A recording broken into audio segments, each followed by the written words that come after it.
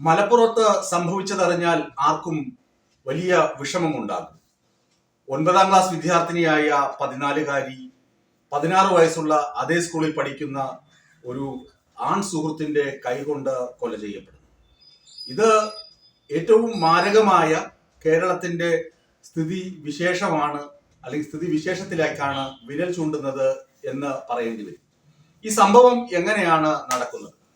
ആ പെൺകുട്ടിയുടെ രക്ഷിതാക്കൾ പറയുന്നത് അനുസരിക്കുകയാണെങ്കിൽ, അല്ലെങ്കിൽ അത് നമ്മൾ വിശകലനം ചെയ്യുകയാണെങ്കിൽ നമുക്ക് കൃത്യമായി മനസ്സിലാകും, ഈ പെൺകുട്ടിയും ആൺകുട്ടിയും തമ്മിൽ വർഷങ്ങളുടെ സൗഹൃദമുണ്ടായിരുന്നു.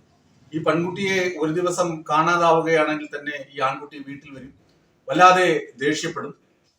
ഈ പെൺകുട്ടിയെ കുറിച്ച് കൂടുതൽ ആശങ്ക, എക്സൈറ്റ്മെന്റ് ഇതൊക്കെ ഈ ആൺകുട്ടിക്ക് ഉണ്ടായിരുന്നു. അങ്ങനെ ഇയാളെ ഈ പെൺകുട്ടി, അതായത് ഈ 16കാരനെ ഈ പെൺകുട്ടി വല്ലാതെ ഭയക്കുന്നത് കണ്ട് വീട്ടുകാർ പോലീസ് സ്റ്റേഷനിൽ പരാതിപ്പെട്ടു. പോലീസുകാർക്ക് പരാതി കൊടുത്തു. അങ്ങനെ പോലീസുകാർ ഈ ആൺകുട്ടിയെ താക്കീത് ചെയ്തു. ഇനി മുതൽ ഇങ്ങനെ ഈ പെൺകുട്ടിയുടെ പുറകെ നടക്കരുതെന്ന് താക്കീത് ചെയ്തു. എന്നാൽ പിന്നെയും ഈ പ്രണയം അഭംഗുരം തുടർന്നു എന്ന് വേണം നമ്മൾ മനസ്സിലാക്കാൻ. കഴിഞ്ഞ ദിവസം പതിവ് പോലെ ഈ പെൺകുട്ടി സ്കൂളിലേക്ക് പോയി. സ്കൂളിൽ പോയി വൈകുന്നേരമായപ്പോൾ അമ്മയെ വിളിച്ചു പറഞ്ഞു, ഞാൻ ഉടനെ വരുമെന്ന് വിളിച്ചു പറഞ്ഞു. പക്ഷേ എങ്കിൽ തന്നെയും ഈ പെൺകുട്ടി വരാൻ വൈകുന്നത് കണ്ട് സംഭ്രമിച്ച വീട്ടുകാർ പോലീസ് സ്റ്റേഷനിൽ പോയി പരാതി കൊടുത്തു. പോലീസുകാർ പരാതിയെക്കുറിച്ച് അന്വേഷിച്ചു. ഉടൻ തന്നെ അവർക്ക് സംശയമുണ്ടല്ലോ, ഈ 16കാരൻ പയ്യൻ ആൺ സുഹൃത്തിന് സംശയമുണ്ട്. അയാളെ വിളിച്ചു ചോദിച്ചു. അപ്പൊ പറഞ്ഞു, ഇന്ന് സ്കൂളിൽ വെച്ച് കണ്ടിരുന്നു, പിന്നെ ഒന്നും അറിയില്ല എന്ന് പറഞ്ഞു. എന്നാൽ നാളെ രാവിലെ അച്ഛനെയും കൂട്ടി ഒന്ന് സ്റ്റേഷനിലേക്ക് വരണമെന്ന് പറഞ്ഞു. പിറ്റേ ദിവസം രാവിലെ ഇയാൾ അച്ഛനൊപ്പം സ്കൂളിലല്ല പോലീസ് സ്റ്റേഷനിലെത്തി. അവിടെ വെച്ച് വീണ്ടും ചോദ്യം ചെയ്തു. അപ്പോൾ പരസ്പര വിരുദ്ധമായ മൊഴികൾ. ഒരു സ്ഥലത്ത് വെച്ച് കണ്ടു, വേറെ സ്ഥലം വരെ വാണിയമ്പലം വരെ ബസ്സിൽ പോയി, പിന്നെ അവിടെ നിന്ന് 2 വഴിക്ക് പോയി, പിന്നെ റെയിൽവേ ട്രാക്കിലൂടെ നടന്നു എന്നായി. അങ്ങനെ പലതരത്തിലുള്ള മൊഴി വൈരുദ്ധ്യം കൂടി വന്നപ്പോൾ പോലീസിന് സംശയം ബലപ്പെട്ടു. പിന്നീട് ഇയാൾ നൽകിയ സൂചന അനുസരിച്ച് നടത്തിയ അന്വേഷണത്തിലാണ് റെയിൽവേ ട്രാക്കിൽ ആളൊഴിഞ്ഞ സ്ഥലത്ത് കുറ്റിക്കാട്ടിൽ കൈകൾ പുറകിലേക്ക് ബന്ധിച്ച് വാക്കകത്ത് തുണി കുത്തിക്കയറ്റി ശ്വാസം മുട്ടിച്ച് കൊലപ്പെടുത്തിയ നിലയിൽ, അല്ലെങ്കിൽ കൊല്ലപ്പെട്ട നിലയിൽ ഈ പെൺകുട്ടിയുടെ 14 വയസ്സുള്ള പെൺകുട്ടിയുടെ മൃതദേഹം പോലീസ് കണ്ടെടുക്കുന്നത്. നടുങ്ങില്ല ആരായാലും, നടുങ്ങിപ്പോകും. കാരണം 16 വയസ്സുള്ള ഈ വിദ്യാർത്ഥി 14 വയസ്സുള്ള പെൺകുട്ടിയെ പ്രണയിച്ചു. പ്രണയമൊക്കെ ചിലപ്പോൾ സ്വാഭാവികമായും പലയിടത്തും സംഭവിക്കുന്നതായിരിക്കാം, പലപ്പോഴും സംഭവിക്കാം.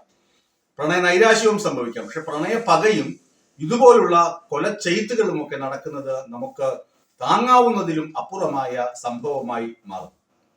ഇവിടെ ഇയാൾ ചെയ്തത്, ഇയാൾക്ക് ഈ പെൺകുട്ടിയോട് കലശലായ പ്രണയമാണ്.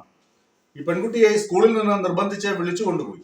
എന്നാൽ ഇയാൾക്കുള്ള സംശയം, ഈ പെൺകുട്ടിക്ക് മറ്റാളുകളോട്, 14 വയസ്സുള്ള പെൺകുട്ടിക്ക് മറ്റാളുകളോട് എന്ത് പ്രണയം തോന്നാൻ, ആ ബാലികയ്ക്ക് മറ്റാളുകളോട് ഇഷ്ടമുണ്ട് എന്ന സംശയത്തെ തുടർന്ന് ഇരുവരും തമ്മിൽ വഴക്കുണ്ടാകുന്നു. വഴക്കിനെ തുടർന്നാണ് ബലം പ്രയോഗിച്ച് കൈകൾ പുറകിൽ കൂട്ടിക്കെട്ടി വാക്കകത്ത് തുണി കുത്തി തിരികെ ശ്വാസം മുട്ടിച്ച് കൊലപ്പെടുത്തിയത്.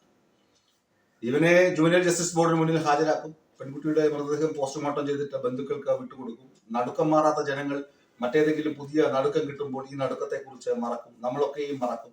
പക്ഷേ ഇതല്ല ശരിക്ക് കേരളം ലോകത്തിന് കാണിച്ചു കൊടുക്കേണ്ട സംഭവങ്ങൾ. ഇത് നമ്മുടെ മക്കളെ നമ്മൾ ശരിക്ക് ട്രാക്ക് ചെയ്യാത്തത്, ശരിക്ക് പഠിപ്പിക്കാത്തത്, ശരിക്ക് നല്ല കാര്യങ്ങൾ പറഞ്ഞു കൊടുക്കാത്തത് ഒക്കെ തന്നെ പ്രണയം എന്താണെന്നുള്ള അറിവില്ലായ്മ, പ്രണയിക്കാൻ അറിയാത്തത്, പ്രണയം എന്ന് പറഞ്ഞാൽ മറ്റെന്തൊക്കെയാണെന്നുള്ള തെറ്റിദ്ധാരണ, ഇതൊക്കെയാണ് ഇത്തരം പ്രശ്നങ്ങൾക്ക് കാരണമാകുന്നതെന്ന് അതിവിദഗ്ധരായ കൗൺസിലേഴ്സ് ഒക്കെ ചൂണ്ടിക്കാണിക്കുന്നുണ്ട്.